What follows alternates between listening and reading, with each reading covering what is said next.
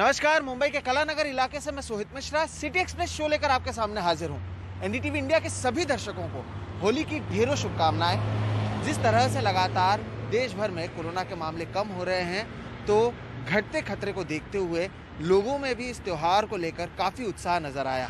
देश भर से तस्वीरें सामने आई हैं जिसमें लोग रंगों में सरोबार हैं, नाचते गाते हुए वो इस त्योहार को मना रहे हैं। उज्जैन, अहमदाबाद, बनारस और देश के तमाम हिस्सों में लोग गुलाल से होली खेलते नजर आ रहे हैं। कोरोना की वजह से तकरीबन 2 साल के अंतराल के बाद इस साल होली जमकर मनाई जा रही है।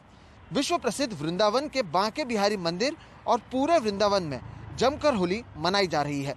वृंदावन में हजारों की तादाद में लोग एक साथ होली मना रहे हैं। यहाँ कई दिनों तक होली की रौनक रहती है। आज यहाँ होली का रंग सबके सिर चढ़कर बोल रहा है। हर गली मोहल्ले और सड़कों पर होली की मस्ती नजर आ रही है।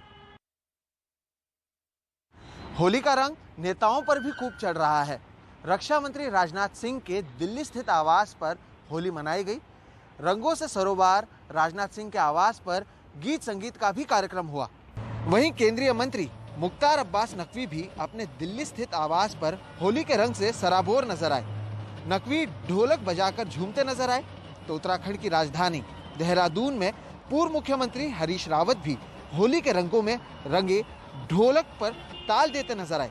वहीं मध्य प्रदेश के मुख्यमंत्री शिवराज सिंह चौहान जमकर होली मनाते नजर आए। हिमाचल प्रदेश के मुख्यमंत्री जयराम ठाकुर ने भी शिमला में अपने सरकारी आवास पर होली मनाई। दिल्ली के डिप्टी सीएम मनीष सिसोदिया अपने दिल्ली स्थित आवास पर लोगों के साथ होली खेलते नजर आए। रंग गुलाल से सराबोर मनीष सिसोदिया ने आपसी भाईचारे का संदेश देते हुए लोगों को खुशहाली की दुआएं दी।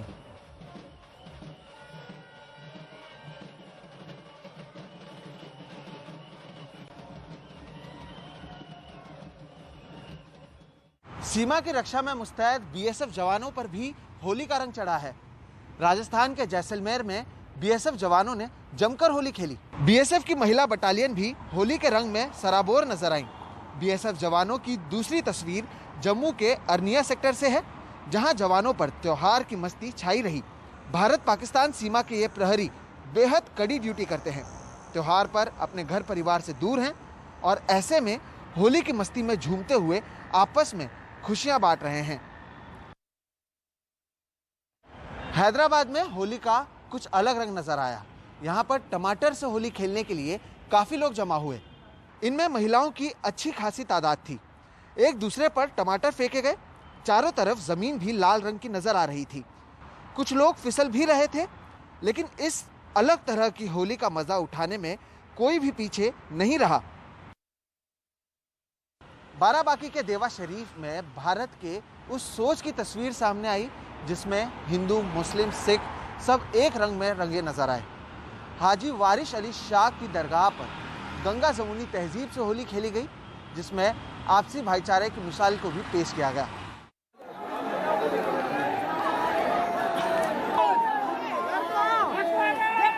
होली खेलते लोगों पर फूल और अबीर गुलाल फेंक रहे यह परमजीत हैं। परमजीत दिल्ली से पिछले 30 सालों से हर साल होली पर यहाँ आते हैं और हिंदू मुसलमान के साथ मिलकर धूमधाम से होली खेलते हैं।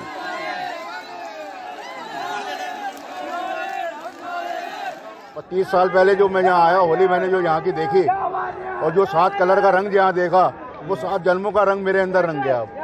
वो रंग अब उतरने वाला नहीं है, भारतीय रंग अब वो रंग गया। अब मैं हर साल यहाँ होली खेलने आता हूँ।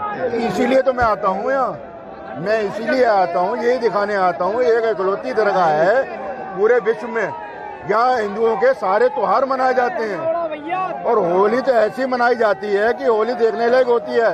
जो एक बार यहाँ होली करने आ गया वो जिंदगी में भूलता नहीं है होली यहाँ की, वो हमेशा होली खेलने आता है। हिंदू, मुस्लिम, सिख, ईसाई एकता का निशान है यहाँ पे। बाराबंकी के देवा शरीफ के इस दरगाह में होली खेलने के लिए यहाँ आने वालों में परमजीत अकेले नहीं हैं। मिर्जापुर से अनवर वारसी यहाँ हर साल आते हैं, तो कानपुर के सालिब यहाँ आए तो पहली बार हैं, लेकिन होली के इस रंग के वो कायल हो गए। बिल्कुल रियलाइज नहीं होता कि बाहर कैसा माहौल है और यहाँ कैसा माहौल है। यहाँ लग ही नहीं रहा है कि दो रिलीजन के लोग हैं, यहाँ लग रहा है एक ही है सब। हाजी वारिस अली शाह की दरगाह पर खेली जाने वाली होली में मुस्लिम महिलाएं भी बढ़ चढ़कर हिस्सा लेती हैं और वो भी यहाँ पर अलग अलग रंगों से मिलकर भाईचारे के एक रंग में रंगी नजर आती हैं। रंगों का यह पैगाम उस मोहब्बत का पैगाम है जो तकरीबन 100 साल से यहाँ होली के मौके पर बिखेरा जा रहा है। मकसद ये है क्या है, मोहब्बत का, जो बाबा ने जो वक्त को काम किया चाहने वालों ने, तो मकसद मोहब्बत मजहब का नहीं है, मोहब्बत का भाईचारे का ये पैगाम देता है, तो मजहब से कोई मतलब नहीं है। जिस वक्त हिंदू मुसलमान के बीच नफरत की दीवार खड़ी की जा रही हो, जिस वक्त आपसी भाईचारे को नफरत के रंग में रंगने की कोशिश की जा रही हो, ठीक उसी वक्त देवा शरीफ के दरगाह में मोहब्बत और अकीदत के रंगों के साथ आपसी भाईचारे की यह होली उन मंसूबों को तोड़ती नजर आती है।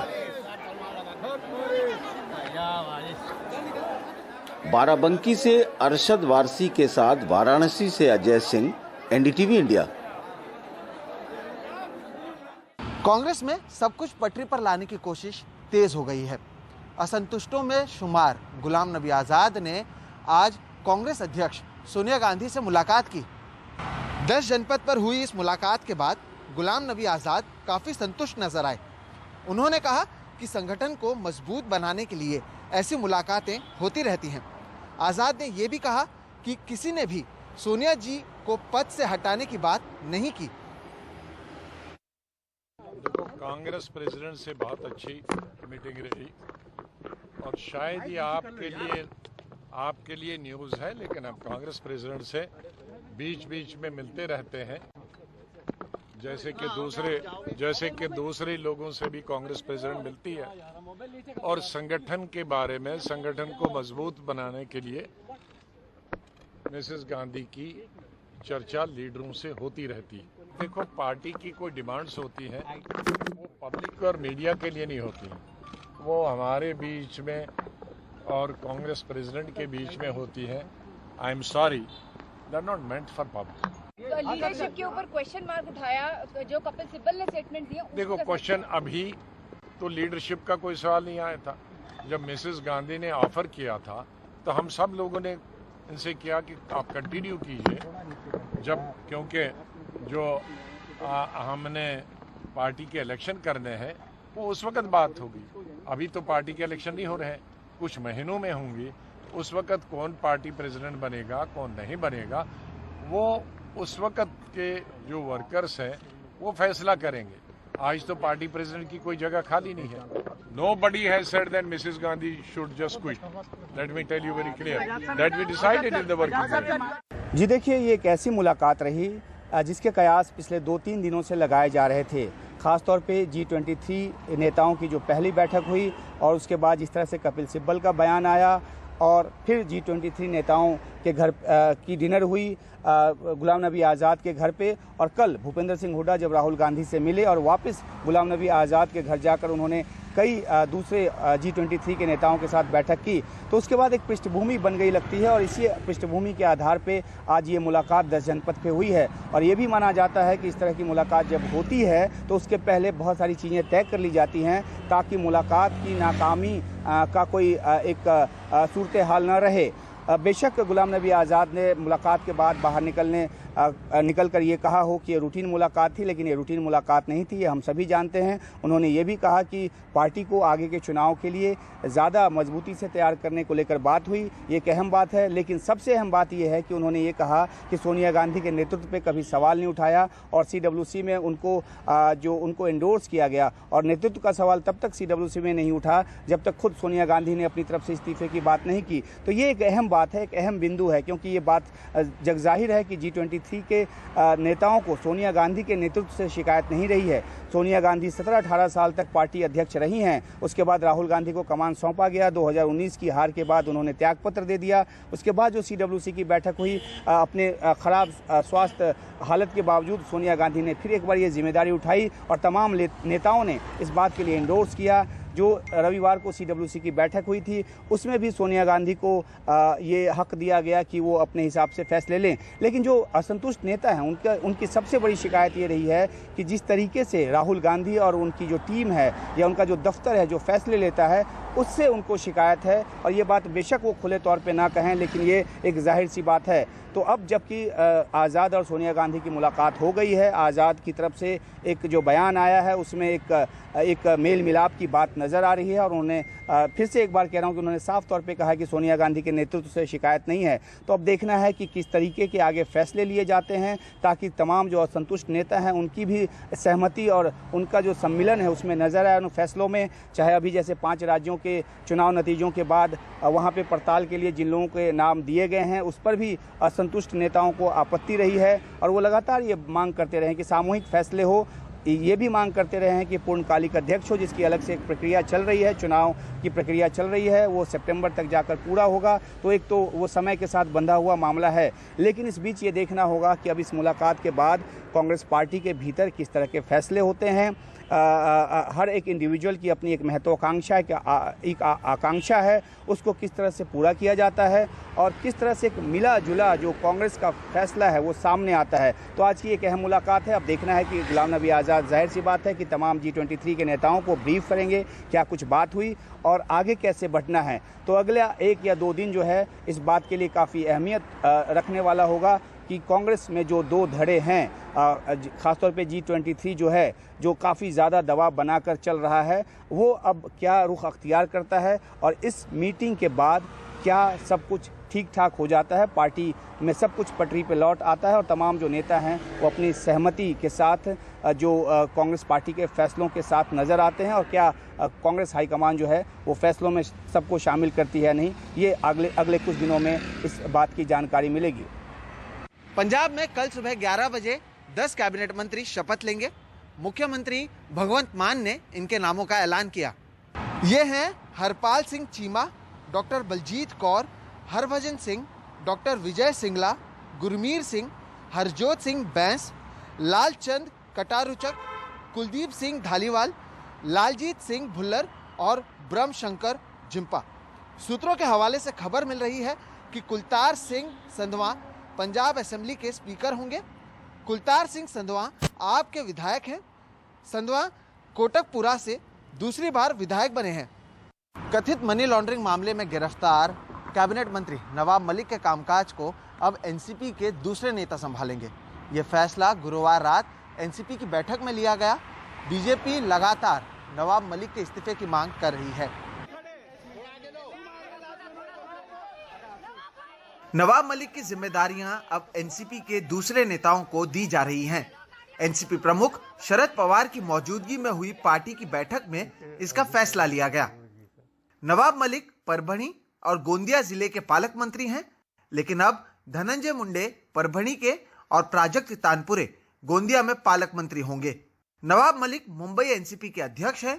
बीएमसी चुनाव को देखते हुए अब नरेंद्र राणे और राखी जाधव को कार्यकारी अध्यक्ष बनाया गया है। नवाब मलिक का अल्पसंख्यक मंत्रालय और कौशल विकास मंत्रालय किसे दिया जाए, इस पर मुख्यमंत्री आखिरी फैसला लेंगे। डिपार्टमेंट का काम पूरा ठप हो गया है और इसी कारण ये जिम्मेदारी दूसरे मंत्रियों को देने की आवश्यकता है। और नवाब मलिक मंत्री हैं, लेकिन उनकी जो जब तक वो बाहर नहीं आते तब तक ये व्यवस्था हमने करने का सोचा है। माननीय मुख्यमंत्री महोदय को हम खत लिखेंगे, विनती करेंगे, उसके बाद वो अंतिम निर्णय। नवाब मलिक की गिरफ्तारी के बाद से ही उनके इस्तीफे की मांग बीजेपी की ओर से लगातार की जा रही है। पार्टी के नेता अब भी चाहते हैं कि नवाब मलिक इस्तीफा दें। आदमी जेल में रहे और मंत्री बन के रहे, कितनी शर्मनाक बात है। महाराष्ट्र में किसी भी ये लोकतंत्र ऐसी परंपरा नहीं है। जगह होता है मंत्रालय का, हम मंत्री हैं तो हमको वहाँ मंत्रालय जाना चाहिए, ऑफिस जाना चाहिए। इसलिए इसके बारे में मतलब मुझे लगता है कि पवार साहब को पुनर्विचार करना चाहिए। पवार साहब बहुत सीनियर लीडर हैं, मुख्यमंत्री रहे हैं, केंद्रीय मंत्री रहे हैं, इतनी बड़ी मतलब उनका अनुभव है। इस पे विचार करके आप जब कोर्ट से ठीक हो जाएगा फिर आप उनको मंत्री बना दो, फिर बिठा दो। नवाब मलिक को जब गिरफ्तार किया गया था तब राज्य सरकार ने कहा था कि ये दबाव की राजनीति है और नवाब मलिक मंत्री बने रहेंगे। लेकिन अब धीरे धीरे नवाब मलिक की जो जिम्मेदारियां हैं वो दूसरे नेताओं को दी जा रही हैं। तो क्या इसका ये मतलब समझा जाए कि जब तक ये मामला खत्म नहीं हो जाता तब तक नवाब मलिक केवल नाम के मंत्री रहेंगे और काम कोई और करेगा? मुंबई से कैमरा पर्सन राजेंद्र दयालकर के साथ सोहित मिश्रा, एनडीटीवी इंडिया।